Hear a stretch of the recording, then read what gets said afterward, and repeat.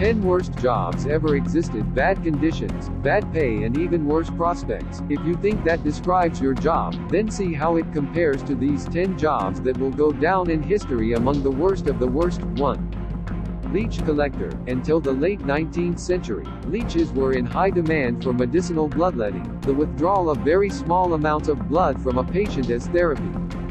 Despite the demand, leech gatherers were poorly paid. Worse still, they often collected the leeches by letting them latch on to their own legs, a practice through which they could lose dangerous amounts of blood.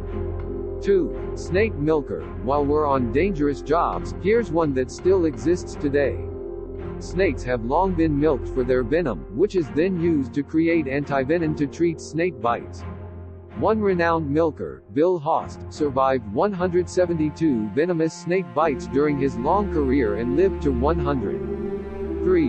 Whipping boy. How does the role of companion to a Renaissance prince strike your fancy? That may sound like a cushy number, but the prince's playmate was also his whipping boy, the stand-in who'd take the physical punishment meted out whenever the prince was naughty. 4. Fulling, a manufacturing process to cleanse and thicken woolen cloth, was a job so bad that it was left to slaves in Roman times. That's because it involved wading in urine, a powerful cleaning fluid, thanks to its high levels of ammonia. The fuller's lot was much improved in the Middle Ages when fuller's earth replaced urine as the cleanser of choice.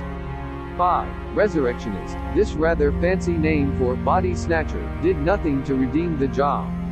In order to supply corpses to medical schools, resurrectionists dragged them from the grave, and some even turned to murder to keep up with demand. 6. Tosher. In Victorian London, there was no shortage of bad jobs. The city's toshers, for instance, stank of the sewers, because that's where they spent their days scavenging for tradable treasures.